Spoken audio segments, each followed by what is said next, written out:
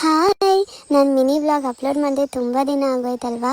ಅಮ್ಮ ತುಂಬಾ ಬ್ಯುಸಿ ಇದ್ಲು, ಅದಕ್ಕೋಸ್ಕರ ಅಪ್ಲೋಡ್ ಮಾಡೋಕ್ಕಾಗಲಿಲ್ಲ ಆಯಿತಾ. ಸಾರಿ. ಅಮ್ಮ ಕಾಯಿ ತುರಿತಾ ಇದ್ಲು.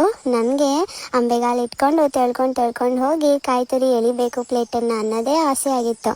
ಆಮೇಲೆ ಏನು ಗೊತ್ತಾ, ಫೈನಲಿ ನಾನು ನನ್ನ ಆಸೆ ಈಡೇರಿಸ್ಕೊಂಡೆ. ಹೊಸಲು ಮೇಲೆ ರಂಗೋಲಿ ಹಾಕಿರ್ತಾರಲ್ವ, ಅದನ್ನೆಲ್ಲ ನಾನು ಅಳಿಸ್ಬಿಟ್ಟೆ. ಆಮೇಲೆ ಅಜ್ಜ ಬೆಳಗ್ಗೆ ಪೂಜೆ ಮಾಡ್ತಾಯಿದ್ರು. ನಾನು ಹೂನೆಲ್ಲ ಎಳೆಯೋದು, ಚೆಲ್ಲೋದು, ಆಮೇಲೆ ಗಂಟೆ ಬಡಿಯೋದು, ಜಾಟೆ ಬಡಿಯೋದು ಅದನ್ನೆಲ್ಲ ಮಾಡ್ತಾಯಿದ್ದೆ. ನಮ್ಮಪ್ಪ ಪೂಜೆ ಮಾಡೋಕ್ಕೆ ಬಿಡಲ್ಲ ಅಜ್ಜಂಗೆ ಅಂತ ನನ್ನನ್ನು ಎತ್ಕೊಂಡು ತೋಟ ತೋರಿಸೋಣ ಅಂತ ಅಂದ್ಬಿಟ್ಟು ಕರ್ಕೊಂಡು ಹೋದರು. ಸೊ ನನ್ನ ಜೊತೆಗೆ ನನ್ನ ಫ್ರೆಂಡು ಡಿಂಗ ಅಣ್ಣ ಕೂಡ ಬಂದಿದ್ದ ತೋಟ ನೋಡೋಕ್ಕೆ. ಅಮ್ಮ ನನಗೆ ಅಂತ ಅಂದ್ಬಿಟ್ಟು ಬಟ್ಟೆ ತರಕ್ಕೆ ಹೋಗಿದ್ಲು. ನಾನು ಮಲ್ಕೊಂಡಿದ್ದಾಗ ಓಡಿ ಹೋಗ್ಬಿಟ್ಟಿದ್ಲು ಅಮ್ಮ, ನನಗೆ ಗೊತ್ತಾಗಬಾರ್ದು ಅಂತ. ಆಮೇಲೆ ಅಮ್ಮ ಬರೋ ತನಕ ನಾನು ಅಳ್ತಾನೇ ಇದ್ದೆ. ಅಮ್ಮ ಬಂದಮೇಲೆ ನನಗೆ ಖುಷಿನೋ ಖುಷಿ. ಅಜ್ಜಿ ನನಗೆ ಅಂತ ಇಡ್ಲಿ ಮಾಡಿದರು. ನಾನು ಇಡ್ಲಿ ತಿಂದು ಮನೆಗೆ ಜೋಗಪ್ಪ ಅವರು ಬಂದಿದ್ದರು. ಅವರು ಹಾಡು ಹೇಳೋದನ್ನೆಲ್ಲ ಕೇಳ್ತಾ ಇದ್ದೆ.